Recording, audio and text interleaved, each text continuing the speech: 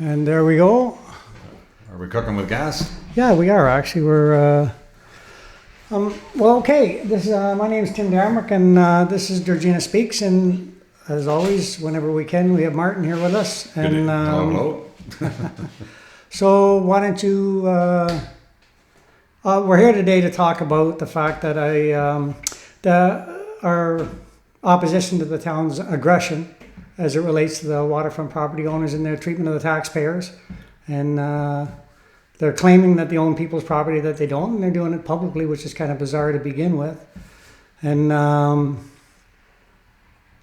the way that they've dealt with the property owners who have tried desperately to work in good faith with the town, because they started out with a common goal and somebody kind of switched gears on them. So anyway, we'll carry on with that. So let's start with, you had some ideas about what one of the solutions for the entire lakefront development that might be considered. So why don't you start with that, Martin? Well, you've got me staying awake in the morning, Tim, thinking about this stuff. But thank you very much. But I do have a genuine concern for the property owners in that area, and just government intervention and so on. I don't like all that, and I don't think anybody does. So yeah. I think it was weighing on my mind, and I don't know if the folks in these groups, homeowners groups on the lakefront, right, thought of it. But I got thinking that I've been through quite a number of communities. In the United States and Canada, and I've often noticed that on some of these areas they have one-way streets. Right. And I'm wondering if that wouldn't be a possible solution for these people. I don't know if they want that or not. It's not up to me. I don't have a dog in the fight, So, yeah. But on the other hand, if they want multiple use for a road, that would be a good way of. You could put a bicycle path and a carway on a one-way street. I think you could do that. Right. And then I think just my common sense would say that. Shouldn't interfere with the ownership of any or whatever they're dealing with here. Sure. Yeah, everybody should be able to carry on their merry way, and when they get if their motivation is this bike path, then I think that might be a way of achieving that. Just my own thoughts, and it would resolve a lot of the confusion along like driving in a lot of areas where you got the bridges and stuff where it goes down to one lane, and then you got the gawkers, everybody stop and have a look around because it's such a nice view and so on. So that's something that would be definitely worth considering for sure. Yeah. As far as it might be able to serve everybody's needs, because the town can get their bike path and their walkway, whatever it is they want to accomplish in that regard. And it might be a little safer there too if everything going one way. I don't know. I've driven along that road a number of times, and if it isn't children and dogs running out in front of you all the time, you got to go slow, but it's still a pretty dangerous route. Yeah, it is. I think everybody can agree. There's some blind spots there, and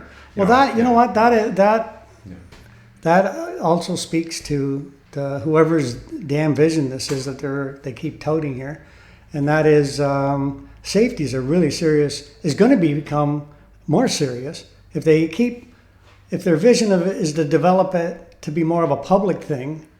Like the majority of the lakefront area here is the local residents that have their property, and that's been that way for over 100 years. And I do want to say categorically that in the defense of the residents on the lake, the reason that they've all suffered for the last 100 years because the government screwed this up in the first place. Yes. Okay, so then we're really clear on that. Yeah. And now they're suffering again for the same reason, right? Yes, it appears that way. Now, what I noticed, I read a couple of your articles on Facebook, so I don't know if that'll be a lead-in for you. Well, then that would be categorical. It's true. It's on the internet. So yeah. But you put some stuff on there that I actually read last night. Oh. And so you were the one. Yeah, the one person that read exactly, it. Yeah. Of course. Yeah. I don't know if I put like on it or not. I can't remember. I don't know. Yeah. I got a couple. Somebody sent me a mad face by accident in a message, not on my post, in a message. And then he said, "Oh no, I didn't mean to send you a mad face." I said, "Oh, relax, it's not my first one, Yeah. Yeah. So. But anyways, maybe you could go over what you kind of put in the Facebook for those who are not on Facebook. Okay, I'll get to that. The other couple of things, just in clarification. Yeah. In the letter that my lawyer sent to the town on my behalf, telling them to cease and desist, saying they own the property because they don't, and they ought not to be doing that because it's affecting the value of people's property inadvertently, and they just have no business doing it. It was never the intention. It's in bad faith that they're doing so. And then so I wanted to clear up in the letter he said bylaw when he meant to say, like, I didn't clarify that it was a resolution that they passed in support of the bylaws that they're going to pass to incorporate this. So he said bylaw in the letter, and it wasn't a bylaw. I requested they rescind what they did on the 24th of July last year at that meeting, and it was resolutions in support of with the direction that they were heading or whatever, and whatever the mayor wanted, that's what was going on there. So that's that, and that's a little shot. I won't bring that subject up anymore, I promise, Martin. Martin's trying to keep me out of trouble here, so. Yeah, not always possible, but. Yeah, my conscience, eh? Okay, so with that out of the way, I'm doing this effort on my own with the support of 25 or 30 people for sure right away, and I've had a number of other people, a ton of people offered to supply financing if I need it, whatever. So but those committees are in good standing on their own. I have nothing to do with them. The residents, people, those group, and I would strongly recommend that the town sit back down with them and carry on with what they originally had intended and with their goodwill efforts, and stop manipulating the process to make it something that it's not, which means the town owns it and they're going to sell these people property. So I'm acting on my own in terms of that, and the reason I do that is so that I can just carry on and I don't have to have a whole bunch of consensus on anything. I just have to decide what I think is fair, and I believe it, so I do it. In this particular case, the town can carry a big stick if they want. I mean, they could, if they could close that road, they could no more building permits on an unassumed private road, but none of it's really like that. It's not. The residents don't want that. They just want it to kind of be the way it is, but clear up the title. Well, the town, you're exactly right. Yeah. Clear up title. I'm glad you said that, and because this entire effort was stated by the solicitor right in that meeting, that there's two things he said regarding the town.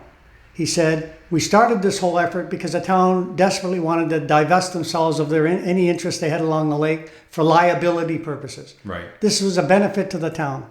This is what the town wanted to help clear up. Otherwise, it wouldn't even take place. The residents would just carry on using their properties. But the town, they raised this liability. Okay, fine. So the residents, in good faith, sat down and come up with a proposal. And the proposal was they would agree to pay a nominal fee for the town to release any interest that they have, a quick claim deed of any interest, any lien, any rights that they had, subject to some easements or subject to some conditions for the town purposes of maintaining the road, access to the lakefront for repairs, whatever. So they would release their interest and they would have a right to go over to take care of their business. It was a perfect solution. The residents really worked hard. They got some really good people there. They got some good legal minds right on the committee. Alan Darenfeld. There's another guy, I can't remember his exact name, but he stood up at the meeting too. Another guy, a really good legal mind, and he a lot of experience, same as Alan. And so they have a solution, and they're going against their own best interest to I don't know what the hell they're doing or why. But that night, so I'm going to, let me just address some of the stuff I've posted. The most intelligent question of the evening, and I posted it as such, was hats off to Councillor Waddington, because he said, can we actually say that we own these properties? Does anybody tell us that we know for sure we own these properties? To which every council member gave a resounding no. Everybody knows, no, they don't. So then his next question, heaven forbid, be logical. Why are we spending money on property that we don't even know if we own? Right. Okay, so that was, I'm getting a post here. I gotta shut this off. So, to which the town lawyer responded, well, I can tell you with absolute certainty that my opinion is that we can have clear title to 40% of them. So even if you accepted that, they're admitting 60% of these properties that they're declaring ownership of, they don't even know. Right. They're spending money on appraisals and on properties that they don't even own. So, and the town, and he said so, 60%, they don't have any idea what's going to happen with that. They're just doing whatever they're doing. So that's that. And then he went on to say, I made a list here because I wanted to deal. So and in that same explanation, he clearly said that the town wants to divest of these properties, and so when they finished with this project, so the whole effort was an effort that was it was going to benefit the town. They could get out of their liability as it relates to that. And then he went on to say, the problem is that some people might not want to buy in. So this is where the whole thing kind of moved into an episode of The Sopranos. Yeah, I don't know any other way to explain it, because what he said, because Rob Grossi was pretty brilliant with this particular line of questioning, because he made the lawyer admit, well, yes, actually, if they don't buy it, we are going to fence it off, put up things, and even if you had a boathouse that the town gave you a permit for 10 years ago, we're going to rip it down. So we're going to rip your boathouse down, tear your docks out, and fence it off. Well, and as I said, they could close the road if they wanted to. I mean, they have rights to do all these things, or not maintain it anymore, and then and if they declare it a private road, then nobody gets a building permit to do anything, because you don't no more development in that area. So they have a big stick if they want to, and obviously you're alluding to the same thing. Right, baseball bat. We're going to kneecap you if you don't play ball like this. I'm just kidding. Don't start blogging. That was just a joke. So. But he did say categorically, that's exactly what that means. And so now they have 60% of the properties, he stated categorically, and the other 40% he thought he guaranteed that his opinion was. Right. Well, I can guarantee you my opinion is, based on all of the past legal opinions, it's not that easy. Yeah. And that, I believe that statement was an honest statement on his behalf. He actually believes he could do that, but really, if it's challenged, he couldn't in a court of law. Just the whole effort, everybody agreed the entire effort would be too cost prohibitive, and no guarantee what the end result is going to be. And everybody, this is why it's never gotten resolved in the past. And it isn't resolved now, and the town's, I believe it was in misguided actions, are not going to result in a solution either, because of the attack that they've taken. They're taking the resident solution, twisted it around like it's an ownership solution, and he... The next point that I was going to make that he made in his explanation right there was this would give the opportunity for the owners to quiet their title. Right. Well, who has a need to quiet title? The owner. Yes. Right. So he's saying we're going to give these owners the opportunity to quiet their title. In the same breath, they're saying we own your property. Like, I don't get it. Yeah. Well, he knows there's a whole bunch of double speak, and I don't mean double speak in a malice way. I mean, there's different ways to look at it. That's a better way to say that. Right. There's a number of ways to look at it, and they're putting their position forward because it supports what they want to do. Yes. And it's dead wrong. And it always fails in the end as soon as somebody challenges it. And to that, I would like to say, I sat with the mayor in Tim Hortons about 5 months ago.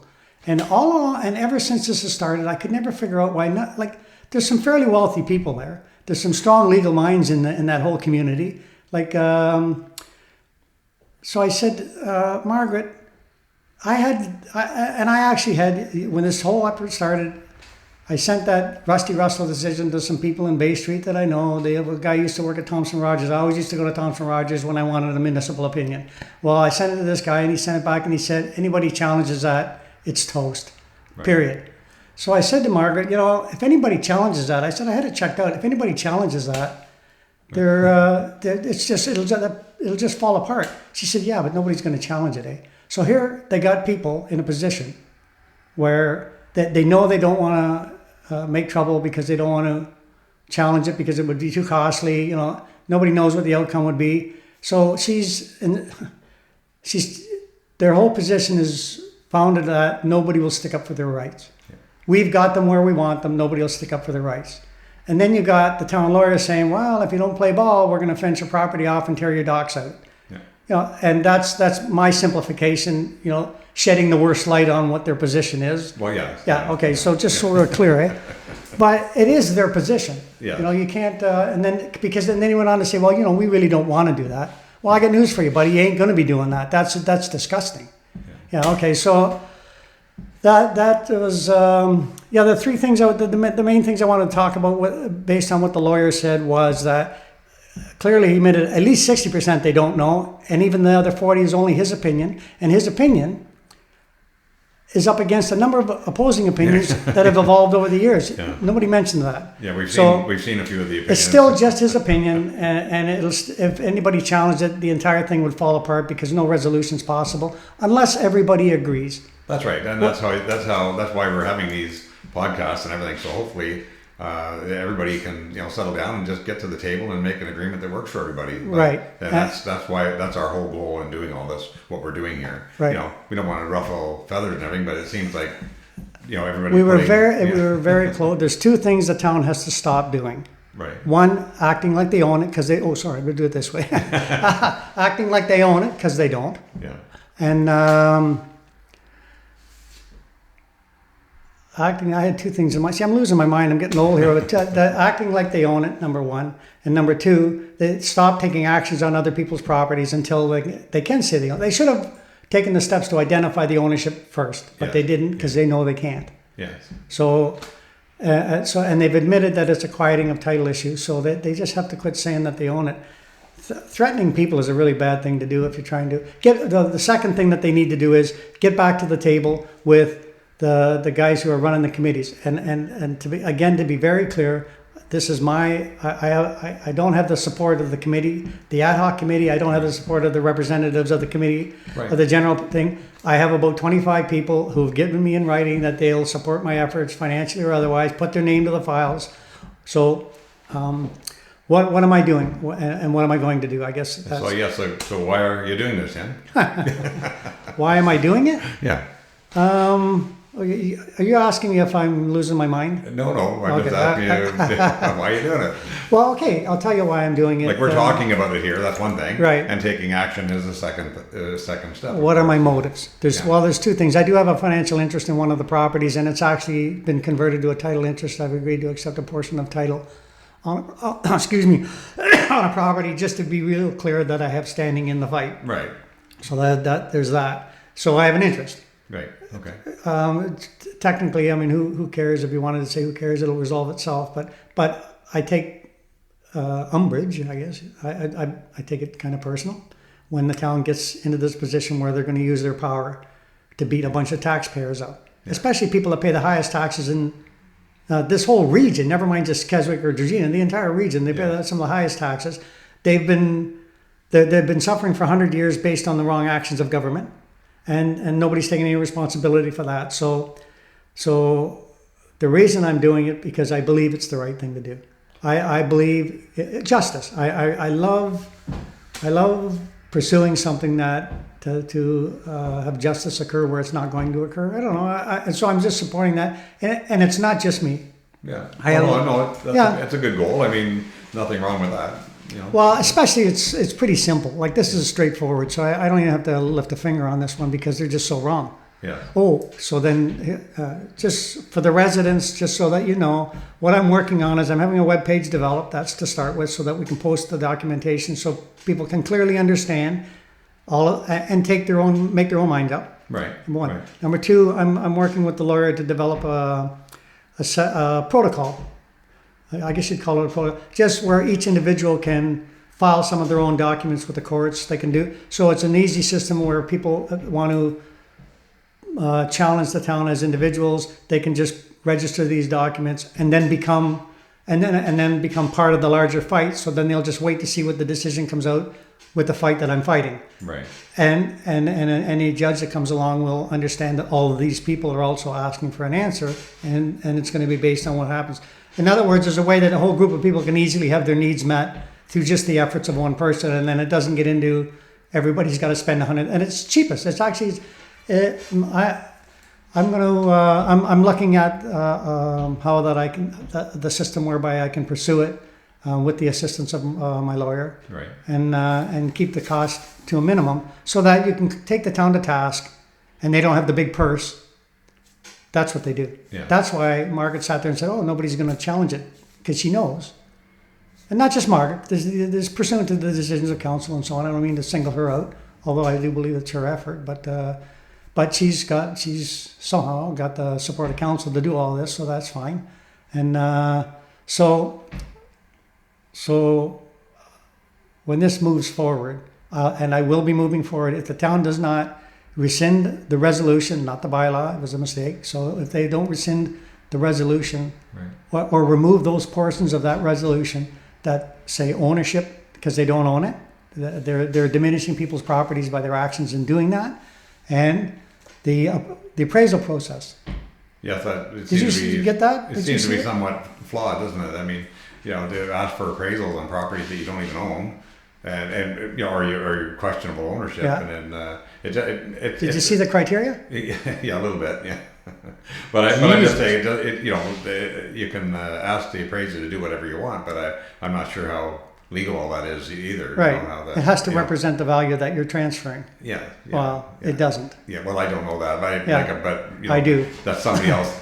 Yeah. Sorry, I don't mean that whole thing annoys me, and let me tell you why. Because a lawyer, I will tell you something about that Andrew Biggert, that lawyer, a really decent guy. By all accounts, and very honest and good legal mind. So he was being very honest there. But what he explained when someone brought this up, what the hell is with the appraisal? We already know that it's worthless because the town can't use it. They can't stop those people from going there. The people that they're selling it to already have all the rights over it, and they've said they can't sell it to anybody else if they don't buy it. So he admitted that. So then they said, well, then it's clear that the value is. Why can't council just say, okay, we've acknowledged that, and the residents kindly offered to pay the surplus land value as a courtesy to the town, because surplus value probably represents more than it's worth. Right. But they agreed just to get this resolved. This is the residents are trying to get this worked out, and the town is taking advantage of their willingness. Yeah. And so what he went on to admit, he said, oh no, he said, wouldn't you want to get a baseline to start the value from, and then blah, blah, blah, blah. So, and then even if it comes in at $1 million that it's worth, he said, then council can then say, well, because of all these other factors, it's, and then they can come out with the lower price, which was a nice soliloquy into, to get past it. But the truth is, what he was admitting was, yes, actually council can do that. They don't even need to go through the appraisal process. Right. They're never going to be questioned. So we have to watch the public perception. Every time a politician says public perception, it's because they can't get it done legitimately. So then they use public perception as a way of doing it. And in this case, they're beating up residents and taxpayers using that. Yeah. And they ought not to be doing that, I guess, is my opinion. Well, I can tell you absolutely for certain, in my opinion. Yeah, I mean, that's what they say, in my opinion. Town doesn't own a damn thing there. So anyway, that's basically, I just wanted to clarify that this is definitely my effort on my own with the support of a number of people, and I will not add anybody else's name to it at this time until I can drive it to the finish line. Unless if the committees, those residents tell me, you know what, the town's come back and I think we're going to get something sorted out, then I'll just abandon my efforts or put my efforts on hold. Yeah. That's very easy. The town's been given 20 days to work towards some kind of a goal. And if they think that their position is strong enough, they'll tell me to go to hell. Yeah. And I would defend to the death their right to do that. Sure. But I don't think it would be very smart because it's not me. It's a judge that's going to decide. That's and right. So anyway, I'm ranting and marting because I get a little bit carried away. Well, I don't think you are in this case because it looks like they are running a little roughshod over the people, and so we can just bring some checks and balances to light. That's all. And, and if that happens, then we're successful in our little podcast here. It keeps everybody honest. By the way, thanks. People have been calling me too. So you know what? I forward your number whenever I get a call. Oh, great! Yeah. Talk to Martin. He knows more about this stuff. You probably forgotten more about this stuff than I'll ever know. So Well, the funny thing is, I know most of the properties in a sense. Not everyone in it, Oh, I know. Listen to you. Yeah. Thank you very much. I've had a number of them call me about what I'm doing. Yeah. That's a nice segue into the next to something that's pretty relevant. On the other part of it, there's a bunch of individual property rights that the town has been messing with. In other words, they have existing docks and the town's hindering their ability to repair them and so on, trying to get them to remove them. Right. and this starts to become staff efforts. And I want to be really careful about throwing out opinions about what staff is doing within any individual properties. Right. Because God is my witness. My honest experience has been staff is trying to do the right thing. Yes. They're trying to follow the law, and they're following instructions that they've been given. Yes. And if council is telling staff, you use everything at your disposal to make sure that those people do not give them a permit if you don't have to. So if they're behaving in that way, they're doing it based on what they've been told to do based on the law. Staff's stuck in the middle on all this stuff. Jerry kind of straightened me out. I always had a chip on my shoulder. You know, I'm in there. Hey, you can't defend. You know, defending my rights and all the rest of it. I go to the max on everything. You know, and what he said to me one day, and I believe it. He said, trust me, Timmy. If they're not doing something for you, it's because they can't. It's not in their interest. They don't care, except that whatever the bylaw says, whatever the building code says, you can and can't do, that they're governed by that.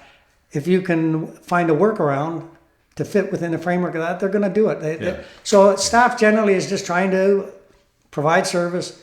They'll help you any way that they can. And if they're telling you they can't, it's because they can't. Yeah.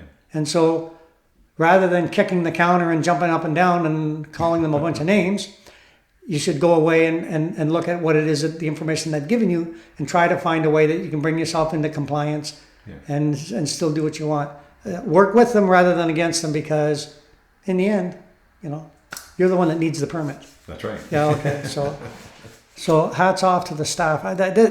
All of my efforts in regard to this effort have to do with council's positions and stuff, and staff's just too busy trying to do their job. Well, it is a political thing we're talking about, right? And so, like the staff, I don't think they generally get involved in any of that. They just said, "Here's our directions, and this is what we're going to follow." Yeah. So they're doing their job, of course. Yeah. Oh, you know what? I argue with staff all the time, but we argue about the policies and what the building code says and what the interpretation of that is or could be, and I've found a few loopholes over the years. Yeah, and I cram as much stuff through that loophole as I can until they close it up, right? And you know what? They had never paid me a penny for finding all the loopholes. Like I worked so hard at it. Yeah, and they don't pay me nothing. I don't know. I don't get that. But so anyway, that has to do with the relationship between the public and the staff. Is different than the relationship between the public and if you're dealing with staff, if you disagree with them, you really got to go away and take a real serious look at why do I disagree with them. So look at the governing regulations. It's usually when something doesn't seem fair. Okay, so then why are they? What's the goal of that regulation? And then sometimes when you realize that what you're doing doesn't fall within what they were talking about, you can find a workaround. Right. Yeah. So work with staff best you can.